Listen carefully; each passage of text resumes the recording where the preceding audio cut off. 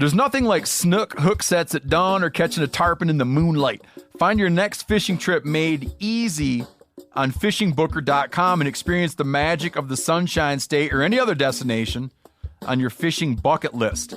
Book a blue water adventure in search of sailfish or go snapper fishing with the kids. With over 6,000 captains and trips to choose from, planning your next one just got a whole lot easier. Download the Fishing Booker app on the Google Play or App Store, or visit them online at fishingbooker.com to book your trip today. I'm sure a lot of you guys remember the old ceremonial hunting tradition of eating the heart out of the first animal you kill. Meat from those organs are among the most nutrient-rich foods on the planet. You can get those same benefits your ancestors craved via convenient daily capsules from Heart and Soil. Find out more at heartandsoil.co. And remember, use code MeatEater for 10% off your purchase. Welcome to the Wired to Hunt podcast, your home for deer hunting news, stories, and strategies. And now, your host, Mark Kenyon. Welcome to the Wired to Hunt podcast. I'm your host, Mark Kenyon, and this is episode number 281. And today on the show, I'm joined by Olympic gold medal winning skier David Wise to discuss how the mental toughness, habits, and training that helped him succeed as a professional skier also translates to hunting. All right, welcome to the Wired to Hunt podcast, brought to you by Onyx. And today, we've got David Wise joining me here shortly. And I want to have David on the show to help us continue this conversation we started last week. In the last episode, you might remember, we began having this discussion around the power of habits and other processes in your life to help you become a more effective hunter. You know, throughout that conversation, me and Dan we talked about a number of different ideas and systems that I've been learning about through various books and interviews that I've listened to in my pursuit of, studying high achievers. I'm just fascinated by people who have reached the highest levels of excellence in their various fields. I'm always curious about how the things you can learn from those people, how those habits, how those behaviors and systems, how they might all be applicable to hunting. You know, can we learn from, an elite businessman or an elite athlete and take something from their lessons learned and from their life and apply it to what we do when we're trying to be, the best version of ourselves out in the woods or the fields or the mountains, wherever it might be. So that is this thing that's been kind of percolating in my mind. And we began to explore that last week with some examples from my own life and Dan's too. But today I wanted to take things to the next level and really test that theory by actually talking to and learning from an elite performer in some other world and see if there's something that translates to what we're doing as hunters. And it seemed to me that David Wise would be the perfect guy to help us do this because not only is he an elite athlete, he's a 2-time Olympic gold medalist freestyle skier, he's a 4-time X Game gold medal winner. Not only is he doing these incredible things with his skis, but he is also a hunter. So he knows exactly how some of these things might cross over to these two parts of his life. So here in a minute, we're going to discuss with him the habits and the training regimens and the mental processes that have helped him achieve excellence as both a skier and a hunter. And we're going to explore how he handles high-pressure situations, how he deals with failure, how he overcomes obstacles, how we can get better at training towards a goal, and all sorts of things like that I think are just fascinating as in life in general, I guess I'm saying. And then, of course, when we're approaching things as hunters, I think these topics are very, very helpful. All right, with me now on the line is David Wise. Welcome to the show, David. Hey, thanks for having me, man. Yeah, I really appreciate you taking the time. I know you're a busy guy, and it's not always at the top of the to-do list to hop on a phone call or something. So appreciate making it happen. I'm ever so slightly less busy right now because I have a broken leg. So I certainly am taking a mandatory break, if you will, but I'm always happy to jump on it. And the easiest thing for me to talk about is hunting. So yeah. I'm stoked. Well, that's I'm not happy about your injury, but I'm happy that at least you were able to have a good excuse to chat now. And I don't want to get to the broken leg too early because that's something we are going to have to touch on at some point. But of course. But I do want to dive into a whole slew of different things because as we were just talking about before we started recording, there's this really interesting crossover, I think, that we can apply between high achievers in different fields, right? I think I'm guessing you're probably the same as I am in that I'm constantly searching for ways to improve, to grow, to evolve. And as part of that, I'm studying other people that have achieved excellence, other people that are at the highest pinnacle of whatever field I might be in. I'm always inspired by folks like that, and I want to learn how they did it and learn from their mistakes sometimes too, and all those things. So with that goal in mind, we started a conversation last week on the podcast where my co-host and I started just kind of chatting about the power of habits and different structures and systems within our lives that can help us become, maybe more efficient or effective, whether it be just in daily life or as hunters. Like, how can we apply these ideas that are talked a lot in business and sports and whatever it might be? There's a lot of people talking about these, I don't want to say like self-improvement ideas, but if you want to really, really generically and shallowly lump them into a category, maybe we'll throw it there. But how do you apply some of that stuff to, the passion and pursuit of hunting? So we just kind of dabbled on the surface. Nice. When I look at you, though, as someone who is a professional skier, you're an Olympic gold medalist, I guess would be the proper way to say it. You've done these things. You've reached a pinnacle in that world. But I know you're also a hunter, and I got to believe you also are chasing some kind of goals and objectives on that front. I just see, and I got to imagine there's a lot of crossover there. Like, that's my theory when I thought to reach out to you, is like, there has to be some really interesting things that transfer across both sides of that border. And that's what I'm hoping we can talk about. So is that a game plan that you're interested in? Yeah, let's go. All right, good. So we do need to get just a little bit of foundation, a little bit of, background on you. So in like the shortest, maybe we'll do this. You can give me like a little cliff notes, like, hey, this is what I do, but we'll kind of cover that already in the introduction. But what I'm most interested in, if you could look back on your life leading up to this point, if you had like is there a specific moment or a circumstance or something maybe even uniquely just about you that led you to being where you are now as a professional skier and as a gold medalist, at least on that side of your life, the skiing side of your life? Is there something you can point to and say, yeah, this is why it happened? Absolutely. That's first of all, that's a good question. I like the out of the box questions, because everybody wants to know about the Olympics or the Olympic Village or what's it like standing on the podium and hearing the national anthem. Yeah, those things are fun to talk about. But I like your question because it's unique. For me, actually, I grew up wanting to be a professional athlete. I didn't necessarily specifically want to be a professional skier. Skiing was just what we did as a family, every weekend. And I was super into skiing. I'm not going to pretend like I was more into any other sport than I was into skiing.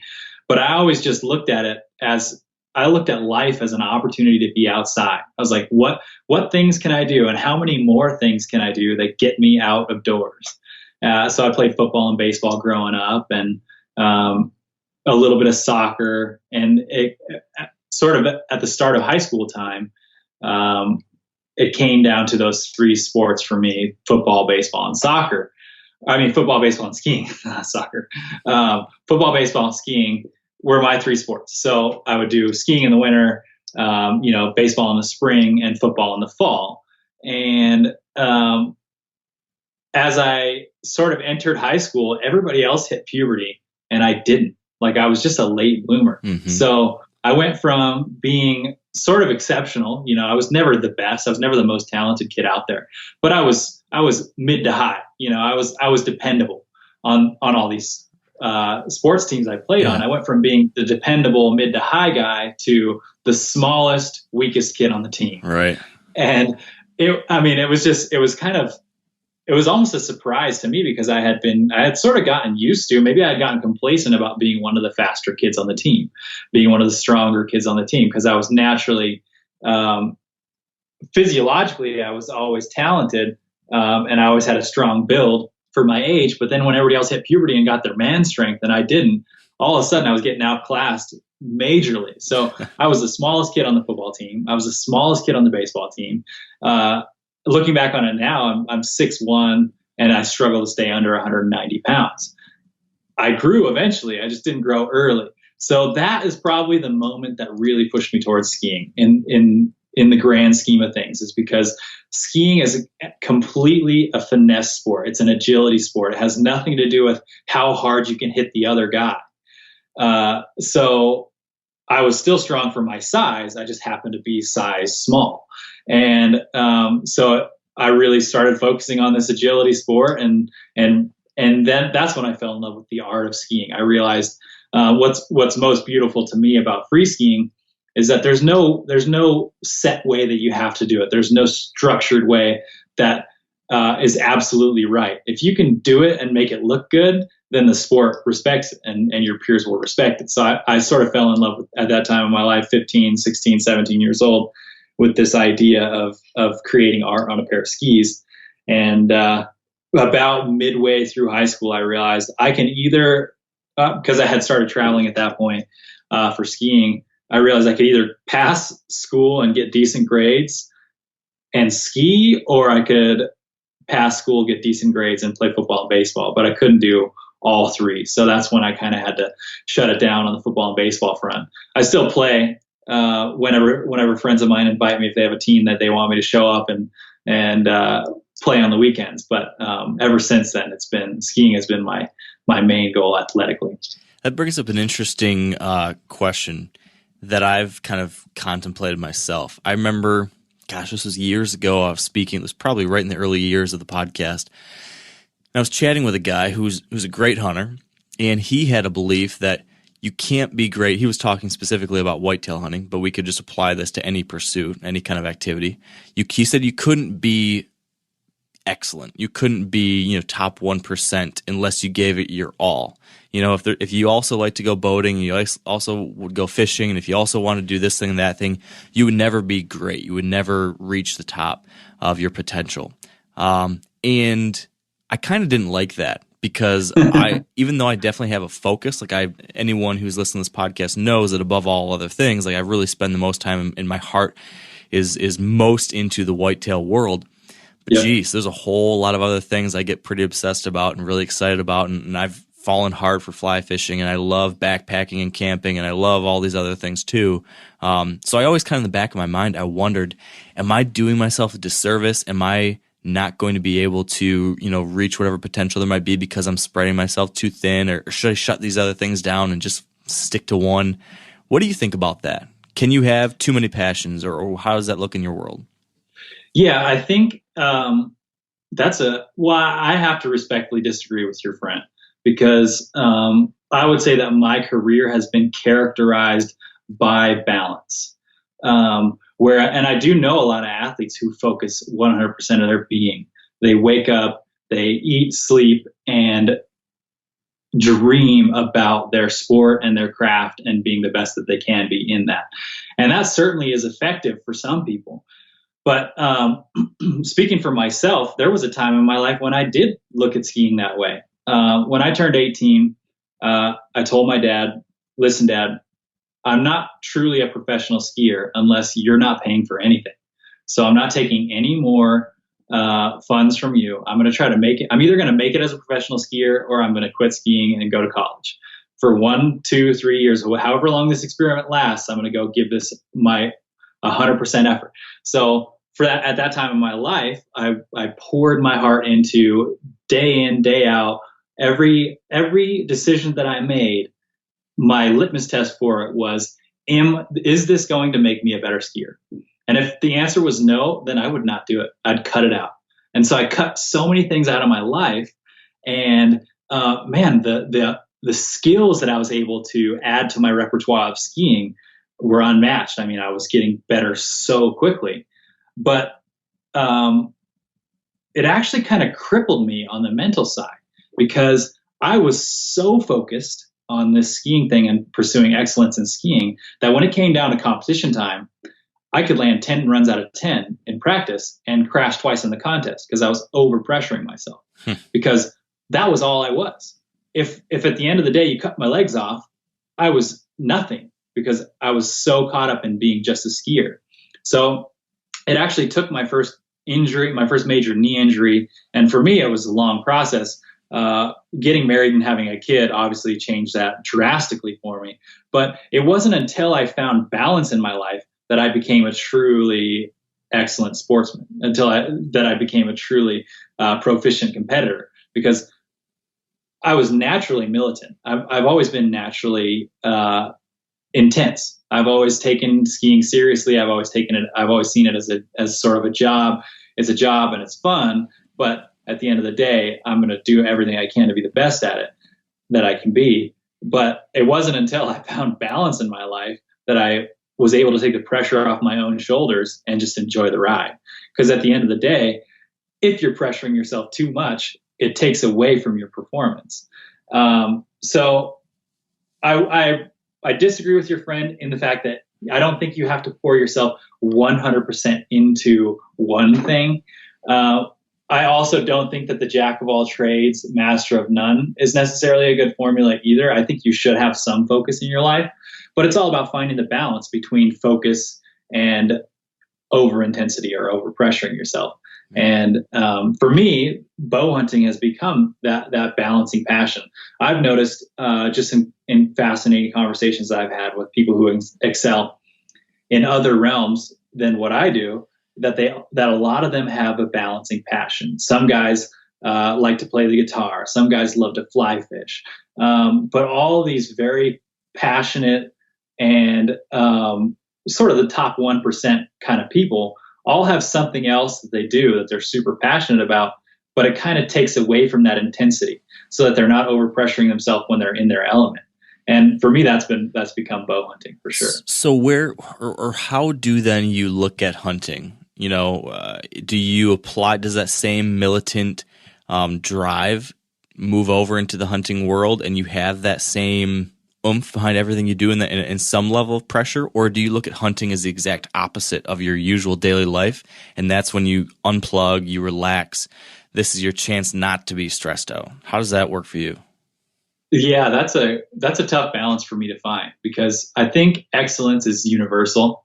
Guys I know who are really, really good at things, they don't do anything halfway. They either don't do something at all or they give their heart and soul to it. And that's kind of how I am. That's how I am with hunting. I can't show up and say, this is my vacation.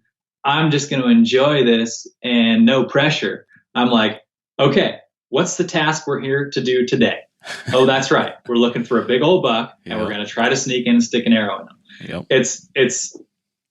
I can't turn that off. In the same way, dude, you get me out on the beer league softball field and I will give it 100%. People are like, Dave, why are you trying so hard? I'm like, what else? What other option do I have? What are we here for? I'm here. Are we trying to beat the other team or are we trying not to beat the other team? Because that's what I'm here for. Yeah. And so that's definitely a balance that I do struggle to find sometimes in hunting, where I actually catch myself starting to overpressure myself to be successful in hunting the same way I overpressured myself as a young skier. And so it's actually a good thing for me to go through every year. It's almost like it's like a recurring nightmare. Like I get there, I overpressure myself, I'm not enjoying myself, and then I have to take a moment, relax, take a couple deep breaths, remind myself, okay, you're out here for a task, but if you're not enjoying the ride, it's pointless. Even if you succeed, if you didn't manage to enjoy the ride along the way, the satisfaction isn't going to be there. Yeah. So that's a good way for me to start the ski season, because I come straight out of hunting season and right into ski season, and I have this like clarity of mind. I go into skiing and I'm like, well, there's no pressure. The freezer's full. If nothing else, the freezer's looking good. Yeah, that's a good feeling. It's funny you mentioned that reoccurring nightmare. I go through the same thing. Now, I don't have the other side of me like you do with skiing, but I definitely find myself every year when hunting season comes around, I'm so obsessed, I'm so driven, I'm so goal-oriented that inevitably, even though every single year I have the same conversation with myself, and at some point during the year I have like the I'm not sure what you call it, the come to Jesus moment where I'm like, okay, Mark, you got to relax. Like you said, you got to take a deep breath. You have to enjoy the process, but I always get too deep into it. It's I think it's part of certain people's DNA to be like that. And to your point, there's got to be a level. At some point, you realize that you need that balance. It would be remiss of me to not, though, if we're talking about balance. This isn't where I was originally going to go with this, but you've got a family, and I have a new family now. I've got a son who's 15 months old. I think it is now 15 or 16 months old. Oh man, congrats. Yeah, thank you. So that, the last year and a half of my life has been completely different. And so I'm dealing with this new challenge of being incredibly driven and just go, go, go, go, go. And for me, it's the hunting and business side of things. Trying to find a new way to balance all that and meet all my obligations and be a good father and husband while also still giving, as much as I possibly can to these things that I'm passionate about. On top of that, I got to believe, have got that to an even greater degree. How do you think about that? How do you handle that? This is something that so many hunters, I think, deal with as well. Yeah, it's super challenging, especially if you look at it from my wife's perspective, because here she is, she married a skier, and she knew what she was getting into when she married me. And so it's no surprise when I leave in the winter. And then I started getting real into this bow hunting thing. And this happened, it actually happened. I grew up as a hunter. I was always a hunter for basically as long as I can remember, but I was always kind of your weekend warrior, recreational hunter. But after the Olympics in 2014, my buddy Remy kind of noticed that I was stressed out. He's like, Dave, you got like too much on your plate. Are you doing too much? And ironically, it was all of the sort of success and fame and glory that came along with winning a gold medal that stressed me out, because I'm naturally an introvert. So I feel most at peace in the wilderness by myself or with a small core group of people. And so I was getting hit up by so many people and talking to so many people, and I was constantly getting lost in just this like pressure of society, pressure of being a public figure now. And so Remy said, hey, Dave, I really think that you would enjoy this archery thing. I think it would be a cool way for you to almost meditate, because you have to slow your heart rate down, but it's still like a very focused, it's a very focused sport, if you will. But part of the focus of it is slowing down and executing and doing things, establishing a pattern. And so Remy gave me a bow. I tried it out and I fell in love. And that's when I delved really deep into hunting. Because like I said, before that, I was a recreational hunter. So if you look at it, in long answer to your short question, if you look at it from my wife's perspective, she looks at my season all year long skiing. And then she's like, and now you've added this other extremely time consuming hobby. Bow hunting is, first of all, it's the hardest way to hunt. And that's part of why you and I love it so much, but it definitely takes up a lot of time. I'm constantly out there shooting my bow. I'm constantly out there scouting and setting trail cameras and looking for new places to hunt, making contacts in different states, all this stuff. Yeah. And it's just super time consuming. So for me, having a family and having these two super time consuming passions is very challenging. But it all comes down to the balance thing for me, where I feel like the bow hunting balances the skiing for me, and the family balances both passions. Where if I'm honest with myself and I have that come to Jesus moment, I have to remind myself that my family's most important. If I rank my family first, then it really takes the pressure off of all these other things that I do. It takes the pressure off of needing to perform well in skiing. It takes the pressure off of needing to bring home the biggest buck of my life every time I go out. It creates a balance. So as long as my wife and I are communicating well, and she's aware of what's coming down the pipeline, and I take enough time out of those other passions that I have to make her feel loved and make sure that the kids get enough of my time and attention, then it's actually a great combination.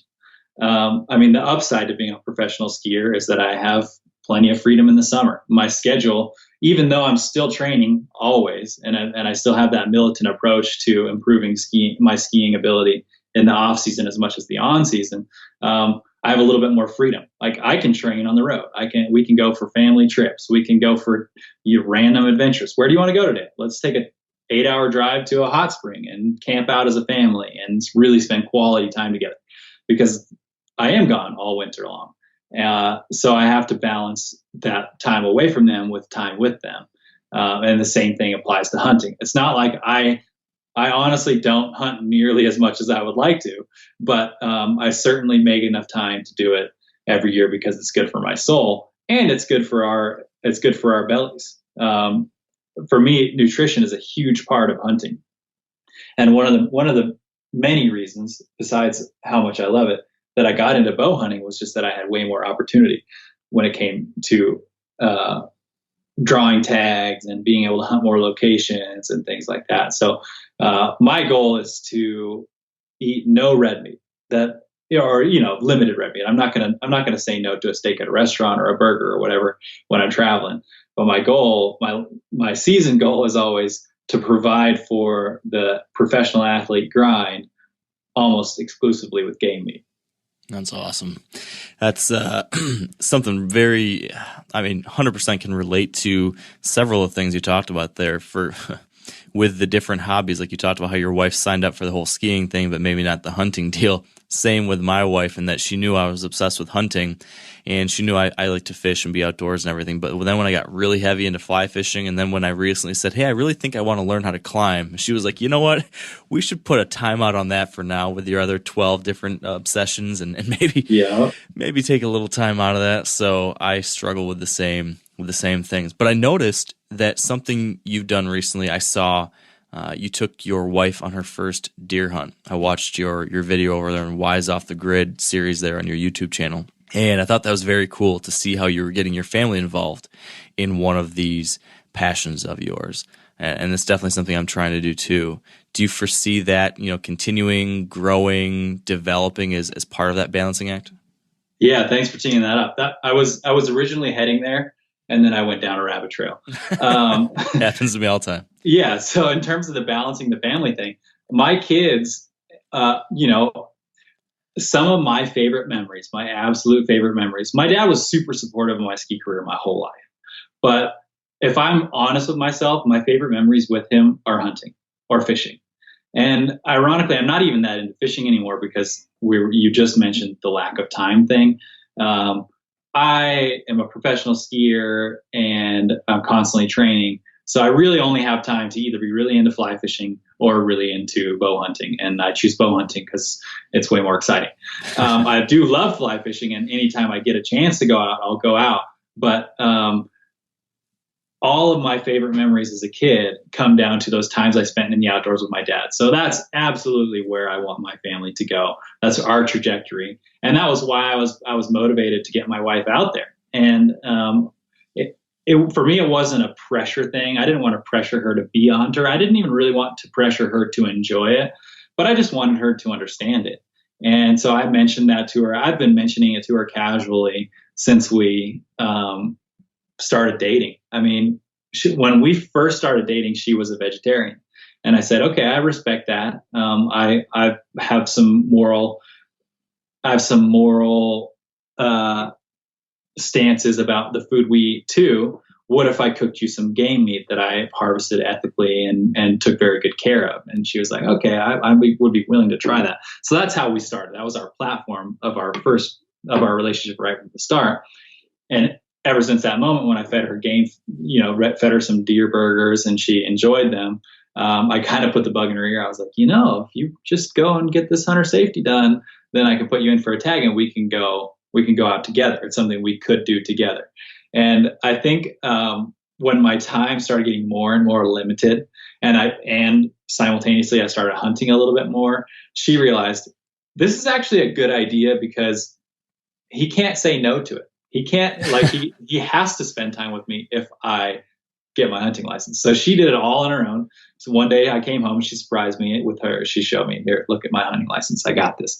So that's cool. In Nevada, drawing tags with a rifle is kind of tricky. So she actually got her hunting license, and then it took her a couple of years to draw a tag in an area that I could hunt during the time of year that I could hunt. So it was actually a good thing because then she developed this anticipation, this excitement about, okay, did I draw a tag this year? Oh, she finally drew one. And then, it was like there was so much preparation that went into it. It was like a 2-3 year process that when we got out there, I think she was more excited to hunt than she would have been had it been easy. She just got her hunting license and we went out and hunted. I think that the experience would have been slightly different. And even with the way that the hunt went, the first day we didn't see a single deer, and that was perfect. I was honestly excited. I was like, this is great. This is perfect. It's not like I did it on purpose because, like I said, I don't have the ability to be like, oh, I'm just going to take you over here so we don't see any deer. Like if I'm out there to hunt, I'm going to go give it my all and try to find something to shoot. But we literally didn't see a single deer. And so by the second day, she was antsy. She was like, okay, where are we going? What are we like? Are we going to have more opportunities today than we had yesterday? Because yesterday was kind of a dud. And so the moment came when we were in range of something, and I was setting up the camera and I went to go, check on her. I thought, I'd have to talk her through it. The deer was bedded, so we had all the time in the world. And I look over and I'm like walking down to her to help talk her through it, and she's already got the safety off. She's ready to go. I was like, okay, this is for real. So that experience for her, then she shot the deer and cried, and I was like, oh no, have I traumatized her forever? Like that's the last thing I want to do. I wanted this to be a good, positive experience, and I was really adamant about not putting pressure on her throughout the process. I was never. I pretty much told her right from the start. I was like, we're going out for a date. Like this is a 4-day backpacking, camping experience. We're just going to happen to have a rifle along with us, and if we get a chance to shoot a deer and you want to, great. If we get a chance to shoot a deer and you don't want to, totally fine by me too. But then once she shot one and cried, I was like, oh no, like, is that the last deer she's ever going to shoot? So I waited like an hour to ask her if she wanted to go again. And her answer was instantaneous. Yes. And so that was a really cool, that was probably a life-changing experience for me, as I was like, took somebody who didn't understand hunting, didn't believe in hunting, didn't know about hunting, and did it the right way, taught her how to do it the right way. And she got to eat the tenderloins of a deer she shot that night. And now, cooked it over the campfire. It was amazing. And that's the experience that I want to have with my kids.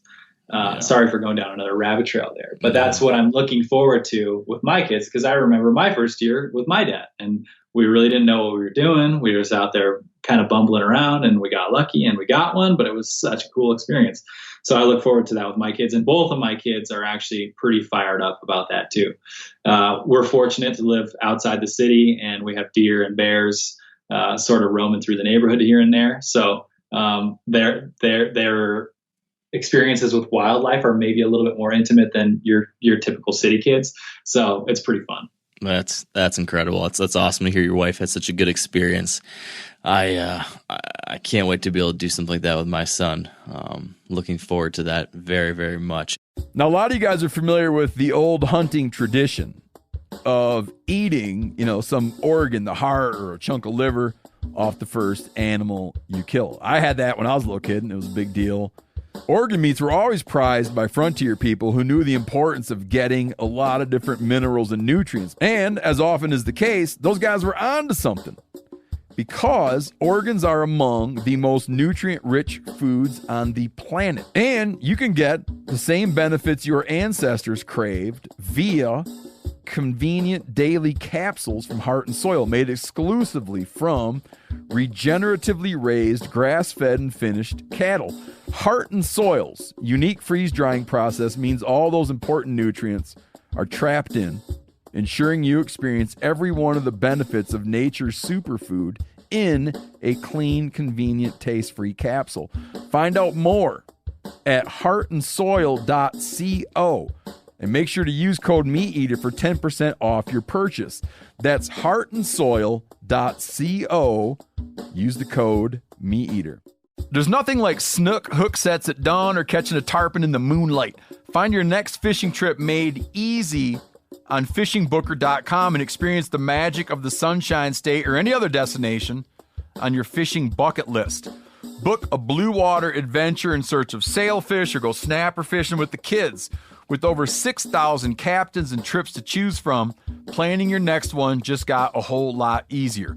Download the Fishing Booker app on the Google Play or App Store, or visit them online at fishingbooker.com to book your trip today.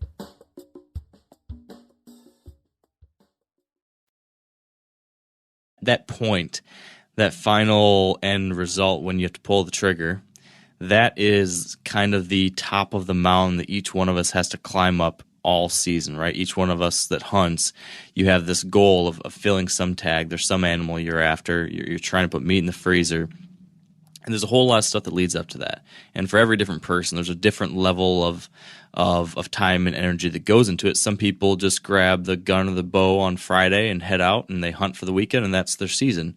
But then there's other people, I think you're probably in this category, and I certainly am, where I'm thinking about this almost every day of the year. I'm doing things leading up to the season, during the season, to try to make sure I'm as prepared as I possibly can be, to make sure that everything's in order, to make sure that, achieving that goal is going to happen, or at least that I did every single possible thing I could to achieve that goal. And when you look at a lot of folks out there who are really goal-oriented or these high achievers, one of the things that seems to be pretty consistent, I'm not saying it's all the time, but something I hear about a lot, is the importance of a morning routine. A lot of folks within various fields talk about the power of having like a good start to your day.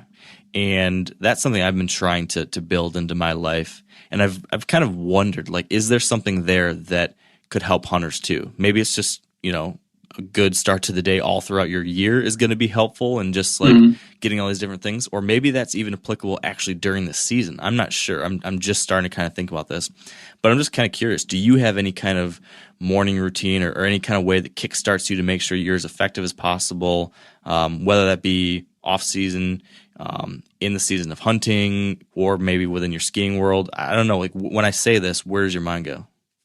Yeah, I think one of the parallels for me between skiing and hunting has always been that for me, on the skiing side, it's getting ready to drop into the half pipe at any high level of competition. Maybe it's X Games, maybe it's World Championships, maybe it's the Olympics. It's always the same. It's like I'm standing at the top, the half pipe is empty. Somebody calls up on the radio, judges are ready, and the starter says, "Go ahead, let her buck." And all of a sudden, all of the preparation of a year, or if you're talking Olympics, 4 years of preparation, comes down to one moment. And I love to talk about the fact that a half pipe run lasts 35 seconds. So 4 years of preparation will come down to 35 seconds. And how well are you going to execute in those 35 seconds? Yeah, that's nuts. In bow hunting, it really comes down to about 5 to 10 seconds. Obviously there's the physical preparation, there's the hunting preparation, there's the shooting preparation. If you're talking about bow hunting, you got to make sure your pins are dialed. You got to make sure that your broadheads are flying as straight and as true as they possibly can. You got to know that the arrow is going to hit behind the pin that you're using. You got to know that your pins are you got to know which pin is going to hit at which range, et cetera, et cetera. Then you got to do, there's the long-term preparation. There's the habitual drawback, anchor, settle your feet, pull till it goes off. There's that kind of preparation. And then there's the fitness aspect, being fit enough to be able to get out there. For me, in terms of Western hunting, a lot of success is based on how far in you can get, or how fast you can get there. Most of the time for me, it's like, oh, there's one, and I have half an hour to get there. Can I make it 2 miles in a half hour?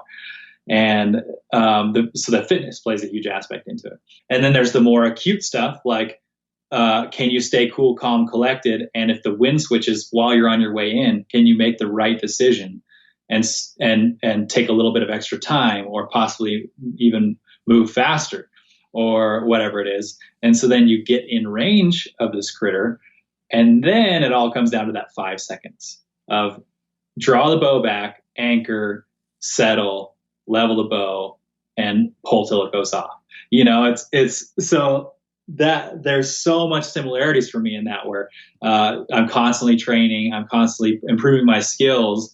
But it doesn't matter if I landed 10 runs out of 10 in practice, in the same way that it doesn't matter if you hit the dot 10 times out of 10 shooting at the target in camp before you went out and blasted the hillsides. It comes down to that one arrow that you get to release when you're in range.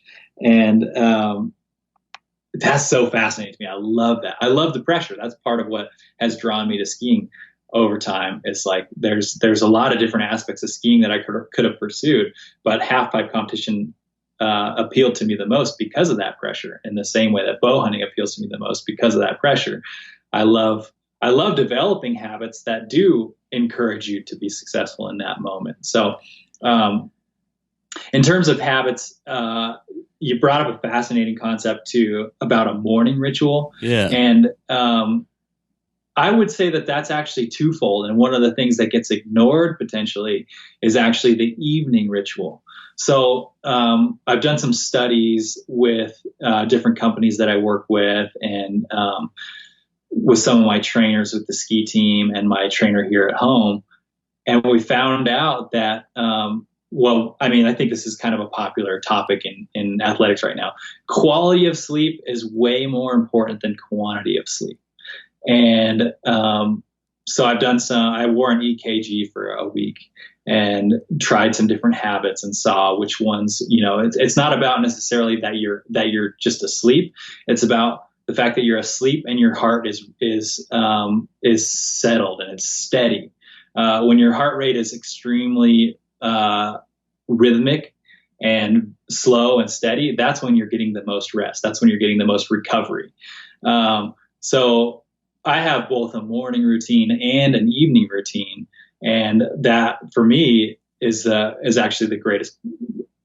Basically creates the greatest quality of sleep. And that's something that I started to apply to my hunting last year, because like I said, we were talking about early in the podcast, where you get out in the field and you've been waiting all year and you're so excited to hunt again, and you kind of get off your rhythm, and all of a sudden you're making bad decisions. You're like, why am I mentally off today? Mm-hmm. Well, I've been sleeping at such and such a quality for the last 6 months, and all of a sudden I'm out here, I'm sleeping poorly, I'm waking up at weird times because I want to get out there and glass. And of course I'm mentally off my game. So I started actually applying these things that I had learned and put in practice for skiing, for hunting as well. And so for me, the evening routine is just something that settles my heart rate down. Because if you spend your time right before you fall asleep, which a lot of us do, and I have a tendency to fall back into it as well, reading emails on your phone or flipping through Instagram on your phone or staring at a screen, that's the last thing that your consciousness reflects on right before you fall asleep. And it inevitably plays into the quality of sleep. So before I go to bed, I try to, whether it's just a 10-minute stretching routine, or maybe it's a little jog around the block. I'm not trying to spike my heart rate, so I'm not going for a sprint or going for a long run, but just something active that gets my heart rate slightly elevated. And then I'll read a book or something calming before I go to bed. That drastically increased my quality of sleep. You talked about family and the balance of family. For me, one of the things we discovered, I did this EKG study I was talking about. One of the things they discovered, the scientists who looked at the data, were like, man, every time you Skyped your family before you went to bed, or FaceTimed them or whatever, you slept way better. So maybe you should introduce that into your routine. Wow. So, it all comes down to each individual person. I'm not saying that there is a formula for success in that way, but there is certainly, each person has their own formula. And mine happens to be settling myself down drastically before I go to bed. And then, like you said, waking up and doing not necessarily exactly the same things, but having certain benchmark things that start your day out in the same way, so that you feel like no matter where you are, you have a rhythm. As humans, part of the reason we like dance and we like music so much is because we're rhythmic beings. And so if you can develop that rhythm from the start of your day will go better. And so, whatever it happens to be, even if you have to adjust your schedule at home so that your schedule when you're in the field can match it a little bit better, maybe that's going to be a good thing for you in the long run. Because one of the hardest things on a long hunt is finding that rhythm again, because it is way different. For me, most of the hunting I do is in late August, early September, and so first light in August is at like 5:30 in the morning. I'm kind of a morning person, but I don't love getting up at 4:30 in the morning. Like 6:30 is fine, but 4:30, man, that's a struggle.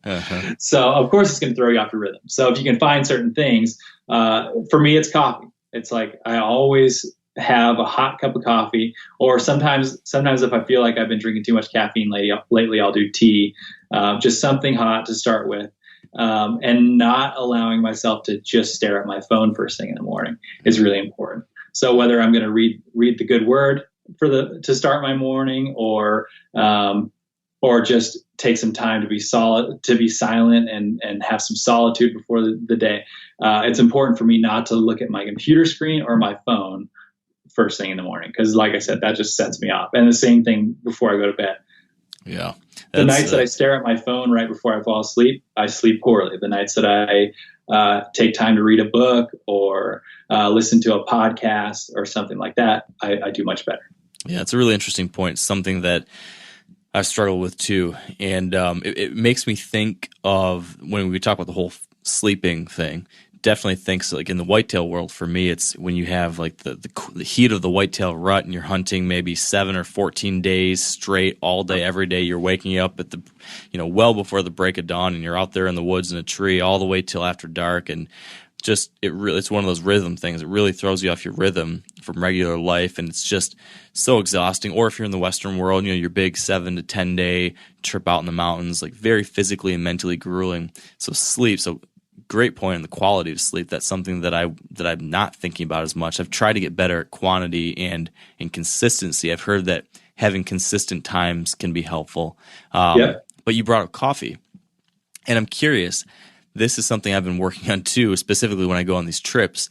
During the rut, when you're doing like for me, this like 2-week or 3-week just marathon during November for us here in the whitetail woods of the Midwest, for many years, I was horrible when it came to how I ate during those days, because it was like, well, I'm not thinking, I don't have time to really, think through a healthy meal. So I would just buy all sorts of snacks and junk food, and I would grab something in the morning and throw it in the backpack. And my meals for the day would be, a Snickers, a bag of chips, a ho-ho, peanut butter jelly sandwich, a can of Pepsi, and like all sorts of stuff like that. It was just like binge eating junk food for 12 hours during the day, sitting in a tree stand or something. And the last couple of years, I've noticed that's not helping me. It's not helping me keep high energy throughout the day, staying focused throughout the day. In a whole lot of ways, I'm imagining that's probably not a good thing. So I've started to shift. Whether it be that kind of situation or a Western trip, I got to believe that what you're eating and drinking plays a factor in how effective you can be as a hunter. I'm guessing that's something you think about too. Do you have any thoughts on that? I'm sure it's a big part of the other side of your life and the skiing side, I'm guessing. Where's your head on all those things? Yeah, absolutely. It's funny. Like I think we all, especially people who are really into hunting, inevitably get really into nutrition. Or not really into it, but we take an interest in nutrition. There's a reason that we like to eat game meat, is because it's better for us. And then all of a sudden we suspend that when we go out in the field, as if it doesn't even matter, and we're eating junk food. Because I've been guilty of the same thing. I'm like, I don't know what to take. Here's 12 Snickers bars. And, I'll just snack on those throughout the day. And then I expect the same quality of performance out of myself as if I had been eating the same, high quality, complex carbohydrates, high protein diet that I normally am used to. And then I'm surprised when I'm underperforming. And, for me, the discovery came, I mentioned my wife is super supportive. She's very supportive of my skiing career, but she's actually sort of drank the Kool-Aid with me, and she's super supportive of both my love of bow hunting and my love of archery in general. And she was the first one who pointed out to me that I was underperforming on the archery side, because I had been doing a couple of shoots, archery tournaments. And she's like, well, what are you eating during the day? And I was like, oh man, it's an archery shoot. we eat McDonald's breakfast on the way there because you got to be at the range at like 6:30 in the morning. We don't have time to cook a nice meal for ourselves. And then she's like, okay, what do you eat during the day? Oh, well, they got like a snack shack midway through on shot number 18 or shot number 12 where you can buy a burger. And she's like, that is not the quality of food that you're used to eating. So of course you're underperforming. And she just kind of like opened my eyes, and I was like, wow, I don't know how I didn't recognize that myself. Yeah. So then I started preparing myself healthy snacks throughout the day, whether it was avocado in a Ziploc bag with lime juice squirted in there so that the avocado didn't spoil, and it also had that little tang of lime. I'm eating that. And then I had smoked salmon in my archery backpack, and just some higher quality food, and all of a sudden my performance was what I expected it to be. I wasn't suddenly a professional archer. I wasn't shooting better than my practice, but I was at least shooting as good as my practice. And so that I learned that on the target archery side and applied it last year to the hunting side, because I realized, wow, I hunting food, even those backcountry meals, the rehydrated stuff is usually not the best quality. It's quantity, and we all think that we need this quantity, but the reality is it's just like sleep. Quantity doesn't really matter if the quality is terrible.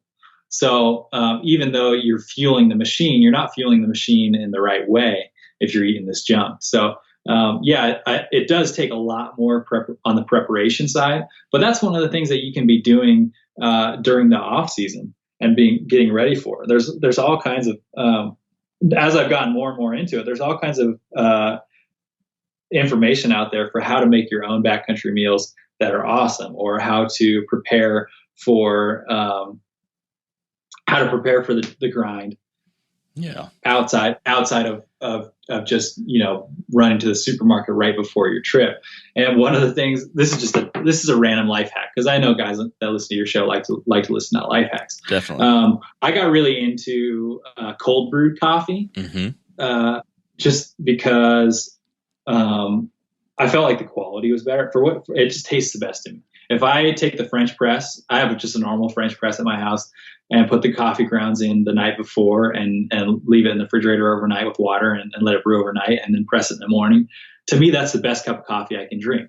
So I looked into, okay, how can I have this out in the field? Because this is obviously the best. I'm not about to bring a French press out into the field and do cold brew coffee overnight. But you can cold brew and dehydrate coffee down to like a shot size. So essentially you either put it in the fridge and let it evaporate off itself, or leave it out and evaporate off itself, or you just boil it down to just the sort of the dregs of the coffee, and you put that in shot form. You can just add it to a cup of water, and there you go. You got your cold brew coffee first thing in the morning. So that's what I did when I was hunting last year. It was awesome. That's a cool idea. I like it. So speaking of life hacks and things like that, and you kind of talked about a couple activities that I think would fall within this. You mentioned, the need to be staying fit leading up to hunting, or you mentioned shooting your bow leading up to the hunting season. A lot of these things can become a part of your life if you have a thoughtful approach to it. And for a lot of people, that thoughtful approach, hopefully, usually leads to habits. This is something that seems to be pretty darn consistent across a lot of different fields. High achievers usually have really good habits around important things in their life. What are those good habits for you? Or how does this work for you within your life of skiing and or hunting, whether it be creating good habits or breaking bad ones? Yeah. I stumbled upon this concept, luckily for me, early on in my career, where rather than just training what was easy or what was comfortable for me, I started training what I call training the fringe. And that means preparing for the worst case scenario, or preparing for the hardest thing that you're going to do, rather than just preparing for the easiest thing that you're going to do. I think people have a tendency, especially when it comes to hunting preparation, to go out, set a target up flat at 30 to 40 yards, and if they can shoot the dot, 5 times in a row, they feel good about it. They're like, there it is. I'm ready. But anybody who's ever been out in the field knows that moment when you have a deer in range never feels that way. Yeah. You're never nearly as calm as you were when you were shooting at that dot. So it's a good practice to practice things in as hard of a way as possible, because, and I'm not saying you should practice things that are like super challenging and then try them in the field. But if you practice the ultimate extreme of what you're capable of, then when you have something that's less than that, it's going to seem easy. Yeah. So if we're talking about life hacks, one of the things I do before bow season, Western hunting's a little longer range than whitetail hunting, I think, in some ways, because we're open country, spot and stock. So I like to be effective, where I'm willing and comfortable taking a shot out to 60, 65 yards at a deer. So if I'm telling myself, okay, I want to be effective, I want to be able to hit an orange 10 times out of 10 at 65 yards, even when my heart rate is up, then I have to practice at an even greater range with an elevated heart rate. So I'll usually practice at 100, maybe 110 yards, and I'll do a wind sprint first.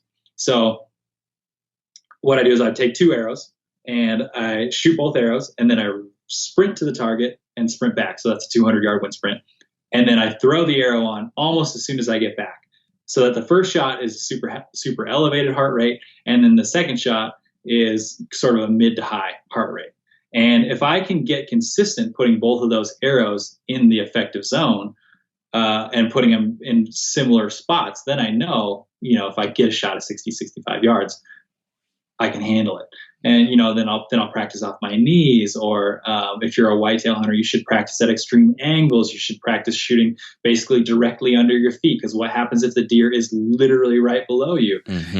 Practice the extremes because it's going to make you just that much more effective. Conversion rate, I think for bow hunting, the most important thing is your conversion rate. The reality is, if you spend enough time in the field, you're going to get an opportunity or 2 or 5. But how often you convert that opportunity to a harvest really comes down to your preparation. So when I'm preparing for skiing, I'm always training. When I'm in the gym, I'm training essentially more strength than I'll actually need physically. Like, I want to be stronger than I need to be. I want to be more agile than I need to be just to pull off my sport.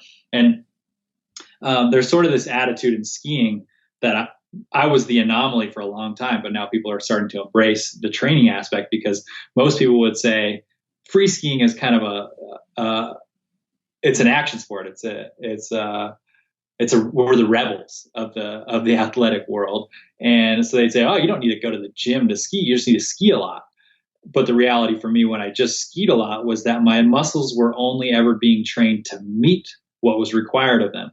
So they only were ever being trained to meet how much power I needed for a certain takeoff on a certain trick. But they were never being trained to exceed that. Whereas when I went to the gym, I could train one specific muscle in one or set of muscles in one way, and I could actually be stronger than I needed to be to pull off that specific trick. And it was a huge asset, because the reality is no run that I ever do in skiing is perfect. It's just how quickly can I react to those imperfections and make them look seamless. In the same way that no stock is ever perfect. Something's always going to go wrong. That's what's so exciting about bow hunting. The wind swirls and you got to make the shot quicker than you thought you were going to, or you at the last second you crunch a leaf that you didn't see, and the deer's all of a sudden more alert. And those things are never going to go perfect. I mean, occasionally they do, and it's great. And you're like, wow, I don't know how that went so perfect, but it did. But I would say most of the time it doesn't. So you have to be prepared for the ways that things can go wrong, the way things that can go different than you expected. So yeah, that's in terms of preparation and habits. I habitually practice in harder ways than shots I would take in the field. I'm never going to take a 110-yard shot in the field. I'm just not. I'm never going to take a 100-yard shot in the field. But that doesn't mean that I shouldn't practice at 100 yards and be able to hit a cantaloupe 9 times out of 10 or 10 times out of 10. That's always a goal for me before bow hunting season starts. Yeah. Makes the real deal at 50 or 60 so much more just almost easy second nature at that point, because it's nothing compared to 110. So yeah, you're able to stay it's because you're like, wow, it's just right there. I can do this. So what about this though? What about simply the act of doing the training at all? That even is a challenge for some people, I know, and myself included. Sometimes when I get out of the habit of shooting my bow as often as I should, and I'm so caught up in work, and it's so busy with work, and as soon as I'm done with work, then I have to be helping around the house and getting dinner around, and then I'm spending a couple hours with my son before he goes to bed, and then it's 9 o'clock, and I'm tired, and I do one more thing at work, and then it's 10 o'clock, and I want to read, and that's your day's gone, right? So I feel like a lot of people have, in their own little way, struggle to fit in these things that they know are important, but sometimes they slip through the cracks. I'm guilty of this. Sometimes I'm constantly battling it, trying to find ways to take something that I know I should be doing and get it into my routine so it doesn't fall through those cracks. Something like shooting your bow or your gun, or physically fit, whatever it might be. Like take for shooting, for example. How do you have a habit around shooting your bow, or do you just, when you have free time, you shoot it? Or is it something that's every day or every week or some kind of routine that it's going to happen? How does that work for you? Yeah. I don't even know if you should feel guilty about that, because life happens, man. And we talked earlier about how my first priority personally is my family. And if hunting ever comes between me and my quality, and the quality of my fatherhood, or the quality of being of my husbandness, I don't know if that's even a word, then I need to put it on the sideline. Because I really do think that those things are the most important. The relationships we have in our life are the most important things that we're going to do. Of course, we're passionate about our hobbies. We're passionate about our livelihoods. But at the end of the day, the relationships are most important. So it's really easy to get out of the rhythm. It's really easy to let things go and not do them. So habits do help in that way, where maybe it's getting up a little bit earlier. For me, that's kind of what it comes down to, is the things that I prioritize. I'm like you. As soon as I'm done training, so I mean, a typical day of training for skiing for me takes 5 to 6 hours. And then you add 2 to 3 hours of emails and correspondence with my sponsors and stuff on top of that. All of a sudden I have a full day of work done. When that's over, I want to come home and hang out with my family. I want to come hang out with my wife and spend some time with the kids, maybe do something fun with them or whatever. So all of a sudden that time that I could have spent shooting my bow or going for a run to get fit and ready to hammer the hills looking for elk goes away. So if I want those things, I have to get up a little earlier and do them, and just do them first thing. So when archery season starts getting closer, if I start to feel antsy, like I haven't shot enough lately, I'll get up early and shoot, or I'll get up early and go for a run, and then I'll shoot 20 arrows when I get back from the run or something like that. So those habits are certainly helpful. But another life hack for you and for anyone listening, one of the most underrated skills is the power to visualize. It's certainly a buzzword nowadays, and people are getting more and more into it. But one of the things that I do in my sport is I was talking earlier about training the fringe, or preparing for worst case scenario. I spend a lot of time visualizing the worst case scenario. So that goes from everything to poor conditions in the half pipe. Maybe it's a blizzard. Maybe it's 30 mile an hour crosswind.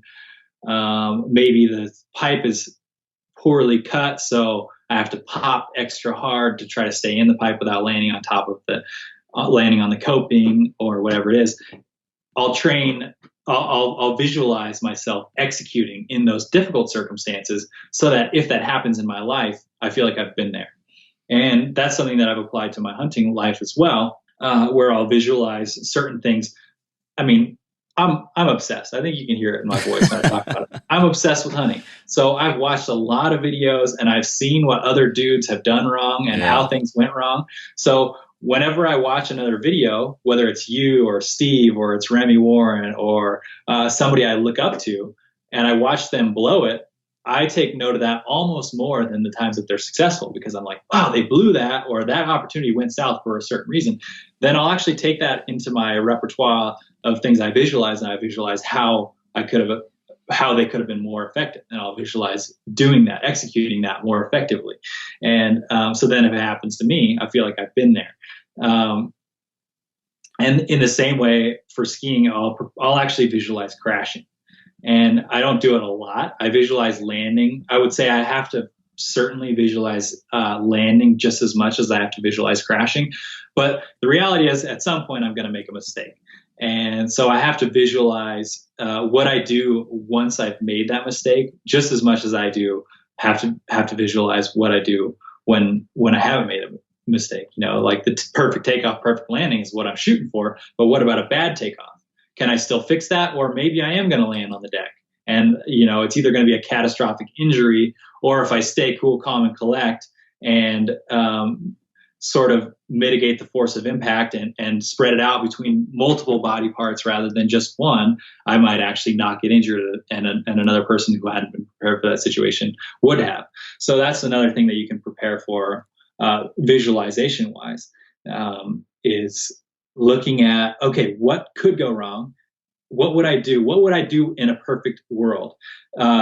Steve Brunella talks a lot about how there's no way to train. He always says there's no way to train for that moment when you get to make the shot. Mm-hmm. And I disagree. I think that you can prepare for it. You can see it in your head 1,000 times. I'm not saying it's perfect, but it's better than not doing it. Yeah. If you visualize that moment over and over and over again, then when it actually happens, it feels like you've already been there, and your chances of executing well are way higher. I mean, I didn't execute my first shot at a deer well. My second shot certainly went a lot better than my first. And that was an experience thing. But the power of visualization is that you can develop this familiarity with something that you do. Yeah. I was going to ask you actually do it. When you do that visualization, because for me, I think this is such a great point to bring up. I do this exact thing, and I don't even know if I've talked about it before, but I do think it helps so much when when I'm on a whitetail hunt, I climb up into the tree, I'm in my tree stand, I get my bow hung up, all my stuff settled. Usually one of the first things I do once I'm set is I grab my bow and I visualize exactly what each different possible scenario might be. So I literally think about seeing a deer emerge from this patch of brush, and he's walking this way, and I think, okay, where am I going to be able to get the shot? And I pick the shooting lane, and in my head I'm envisioning him walking into it. Then I draw my bow, or kind of fake draw my bow without actually pulling it back, but I make sure that I can go through that physical motion. I think through the whole thing, and I try to do that in each different possible shooting lane or section of the tree where I might possibly have that shot, and just going through that in my mind, playing out those scenarios both physically and mentally, I think makes a huge difference. I really do think it in some small way better prepares you for that moment. So is that the main time when you're visualizing things in relation to hunting, or are there other times within your training, within the months or weeks leading up to things, when you do this kind of worst case scenario thinking through? Yeah, the reality is the only person who knows that you're doing this or really benefits from this is you. So, I mean, you can do it as much or as little as you want. I personally am a proponent for doing it a lot, because I really do believe in it. I believe it works. But that's a great example. Most, especially if you're in a whitetail, or not just whitetail, but if you're in a tree stand hunting or a tree saddle hunting environment, once you're out there and you're set up, you still have a lot of time. And things don't happen right away. They almost never do. So you have a lot of time that, rather than sitting there and reading a book on your phone or flipping through Facebook waiting for something to come in, you could be preparing yourself for whatever situation you could have in that location right in front of you. And you're going to be kicking yourself if something comes in from a direction you didn't expect and you don't know what to do when it does. Yeah. So I think that's a perfect time to apply this visualization thing. Is once you get up in your tree and you're settled, look at every single shooting lane you could possibly have. Even look at the weird ones. Look at the ones that would be totally unexpected. yeah, sure, you understand the patterns of deer, you know exactly where you think they're going to come in from, but the reality is deer are autonomous. They sometimes do whatever the heck they want to do, and it's totally different from what you expected. So true. plan for anything and everything, and then if you've seen those experiences a couple times over in your head, then when it actually happens, like I said, it'll actually help you stay cool, calm, and collect more than if you had just waited and trusted yourself. I know I'll have this when it happens. And then how many times after the fact you're like, well, I wasn't ready for that to happen. Yeah. So I visualize a lot while I'm practicing, because first of all, I like to make practicing fun, in the same way that when I'm at the gym training for skiing, I try to make that fun and enjoyable as well as effective. So my trainer, Max, and I, we do a lot of stuff that's balance oriented, or eyes closed, one-legged, or he likes to create super balance challenging surfaces, because he knows that skiing, I'm constantly skiing on an unstable surface. So he'll literally put like a slippery block with soap under it and tell me to land on it without falling, without the thing slipping out from under me, or on a balance board or things like that. So I'm constantly challenging myself in a balance-oriented way while strengthening, and that makes it fun. It makes it interesting. It's something that I can get excited about, even though I'm just essentially in the gym grinding again. It takes the drudgery out of it. So that's what I do when I'm practicing shooting as well, is I put myself in the most exciting scenarios I can. And I think it's actually a really powerful tool to be able to use your imagination and be like, okay, I'm on this location. Can I imagine this being a hunting like scenario? Okay, maybe I would shoot off my knee. Maybe I would shoot off my butt. Perfect example. I have never hunted antelope with a bow before, or I had never hunted antelope with a bow before. But somebody casually mentioned that they had shot off of their butt. And I was like, really? In what situation would I ever shoot off my butt? Yeah. For a Western hunter, that's unheard of. Sure, shoot off your knee, shoot leaning back, shoot on unstable surfaces. But like in my mind, I could never picture a situation where I would be sitting on my butt shooting a bow. But because this guy's mentioned that, I was like, all right, I'm going to try that. So I literally sat down on the ground flat, like, Indian style, with my legs splayed out and practiced shooting. And my first couple shots were awful, but I got to the point where I could still get my bow level and steady and shoot decently well. So then I drew an antelope tag in 2016 and went out and hunted it. And actually, this is one of the episodes I'm going to be releasing on the Wise Off the Grid channel on YouTube soon. So you guys can go do a little flashback and watch this after having listened to this. And I was a little underprepared. I had had a busy summer. So I had a couple spots set up, but I went in and checked those spots and there was nothing. So I was like, okay, I'm going to have to go find this. I had a couple more options. I had done enough preparation that I knew I could go elsewhere, but I didn't have blinds set up on these other locations. So I went in to check this new location and was looking. I was like, okay, actually, this is a great spot. There's plenty of antelope sign here. I hadn't had a camera on there, so I didn't know if there had been anything coming in or coming and going. But I could tell there had been antelope there just because of the tracks. So I was like, man, this might be my spot. I'm going to set up a blind right here. And I was kind of like crawling through the brush, seeing where I might be able to set up the camera, et cetera, et cetera. This was a solo hunt. I was completely alone. And I look up and here's an antelope coming in. While I'm setting the blind up, I'm like building a blind and there's an antelope coming in. I'm like, oh crap. Obviously I'm not in the blind. There isn't one. So what do I do now? So I just tucked into the bushes. I actually had to crawl back, 30 or 40 yards uphill to get my bow, which is a terrible mistake. Obviously you don't do that. If it's hunting season and the season is open, you should always have your weapon somewhere nearby because you never know what's going to happen. Rookie mistake. Crawled up through the bushes, got my bow, crawled back down to where I had been planning to set up my blind. And I go to draw, I go to pop up and draw my bow back. And I realize I'm going to be way too exposed if I shoot from my knees. So I sat down on my butt, drew the bow back, and shot the antelope. Wow. And if I had never practiced that but shot, I just did it. I did it on a whim. It was a complete whim. But if I had never practiced that, I probably wouldn't have been able to capitalize on that opportunity. So, just random things like that, just practice anything and everything and visualize while you're practicing, because it makes it more interesting. And then, like I said, once you get out in the field, every terrain is different. Every time I draw a new tag or hunt a new location, I'm like, oh man, this terrain, maybe I'm used to hunting aspen forests or aspen groves or juniper forest or whatever. And I'm in like a full on pine forest. That's obviously different terrain. So then you have to go through the different options in your head. Okay, what would it be like to encounter a deer here, and how would I act, and how would I shoot, and things like that. Just think through those things ahead of time so that when you do get the opportunity, you're ready.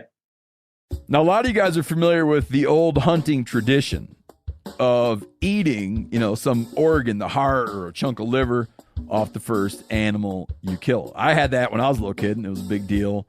Organ meats were always prized by frontier people who knew the importance of getting a lot of different minerals and nutrients. And as often is the case, those guys were onto something, because organs are among the most nutrient-rich foods on the planet. And you can get the same benefits your ancestors craved via convenient daily capsules from Heart and Soil, made exclusively from regeneratively raised, grass-fed, and finished cattle. Heart and Soil's unique freeze-drying process means all those important nutrients are trapped in, ensuring you experience every one of the benefits of nature's superfood in a clean, convenient, taste-free capsule. Find out more at heartandsoil.co. And make sure to use code MeatEater for 10% off your purchase. That's heartandsoil.co. Use the code MeatEater. There's nothing like snook hook sets at dawn or catching a tarpon in the moonlight. Find your next fishing trip made easy on fishingbooker.com and experience the magic of the Sunshine State or any other destination on your fishing bucket list. Book a blue water adventure in search of sailfish or go snapper fishing with the kids. With over 6,000 captains and trips to choose from, planning your next one just got a whole lot easier. Download the Fishing Booker app on the Google Play or App Store, or visit them online at fishingbooker.com to book your trip today.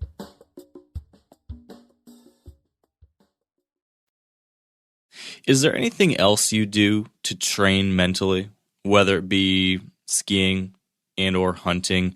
I think the mental side of things, any kind of high pressure situation, it could be athletics, it could be hunting, anything that takes a lot of work that leads up to a single moment.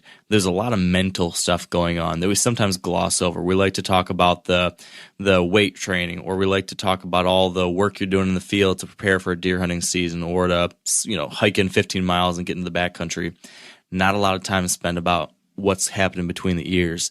Other than visualization, like we just discussed, are there any other things that you do to train that muscle, whether it be to handle the moment of truth or anything else? Yeah. And that's one of the things there's no formula for. And a part of probably why that gets ignored is because that is the hardest thing to quantify. That's the hardest thing to teach people, is how to be mentally strong. Mental toughness, the ability to execute under pressure. There is no easy way to do that. This part of it comes from experience.